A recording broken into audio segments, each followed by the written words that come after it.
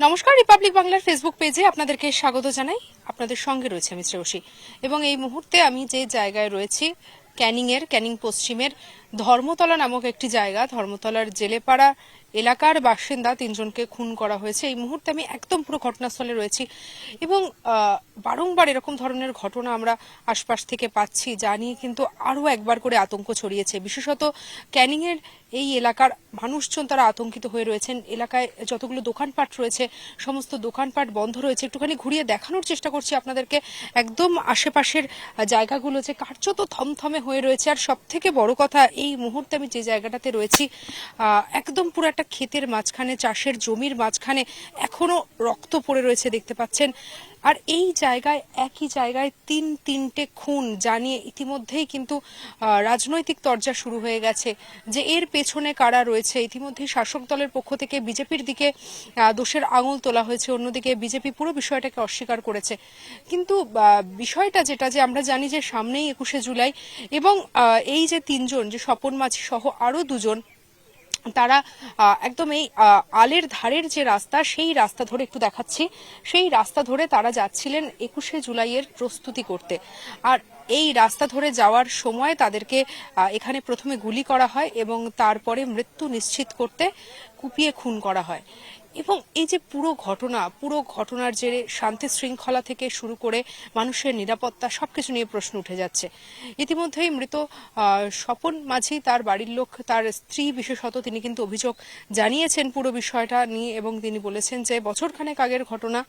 স্বপন মাঝি ঘনিষ্ঠ, স্বপন মাঝি তৃণমূলের একজন নেতৃত্ব ছিলেন এবং তার ঘনিষ্ঠ বাদল নামে একজনকে তিনি বাঁচিয়েছিলেন। বাদলের ওপরে অ্যাটাক হয় এবং সেই সময় তিনি বাদলকে রক্ষা করেন এবং সেই ঘটনার পরবর্তীতেই কিন্তু এরকম একটা ঘটনা হতে পারে। হয়তো সেই ঘটনার পরেই হয়তো তিনি টার্গেট হয়ে গেছিলেন, যে কারণে হয়তো তাকে এভাবে নৃশংসভাবে মেরে ফেলা হলো। এবং শুধুমাত্র তিনি নন, তার পাশাপাশি তিনি সহ আরো দুজন, অর্থাৎ মোট তিনজনকে কিন্তু এই ঘটনায় খুন করা হয়েছে। এবং যেটা দেখাচ্ছিলাম যে একদম পুরো রক্ত পড়ে রয়েছে, একটা দিক দেখাচ্ছিলাম, এরকম ভাবে কিন্তু এরকম ভাবে জমির আরো একটা দিকে একইভাবে রক্ত পড়ে রয়েছে, রাস্তার উপরে এখনো চাপ রক্ত পড়ে রয়েছে এবং পুরো এলাকার শান্তি শৃঙ্খলা বিঘ্নিত হয়ে গেছে। এবং এডিজি এসে তিনি এলাকা পরিদর্শন করেছিলেন, আইসি এসেছিলেন এবং ইতিমধ্যেই কিন্তু তাদের তরফ থেকে শান্তি শৃঙ্খলা যাতে পুনর্স্থাপনা করা যায় সেদিক থেকে আশ্বাস দেওয়া হয়েছে। এবং অন্যদিকে শওকত মোল্লা এসেছিলেন এবং ক্যানিং পশ্চিম, অর্থাৎ আমরা এই মুহূর্তে যেখানটা রয়েছে এইখানকার যিনি বিধায়ক রয়েছেন পরেশরাম দাস, তিনিও কিন্তু এসেছেন এবং পুরো বিষয়টা নিয়ে একটা ধোঁয়াশার সৃষ্টি হয়েছে। সব থেকে বড় কথা যে সকালবেলা 8:30টার ঘটনা,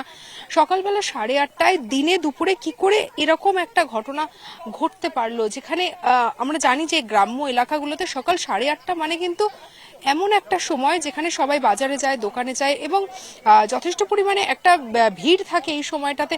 সেরকম একটা সময় প্রকাশ্য দিবালোকে সকলের চোখের সামনে এরকম একটা ঘটনায় ক্যানিং এর শান্তি শৃঙ্খলা বিঘ্নিত হওয়ার পাশাপাশি সাধারণ মানুষের নিরাপত্তা নিয়ে একটা প্রশ্ন উঠে গেছে এবং সাধারণ মানুষ কিন্তু একটা আতঙ্কের মধ্যে ভুগছেন প্রকাশ্য দিবালোকে সকালবেলা 8:30টায় এরকম একটা ঘটনা হওয়ায়।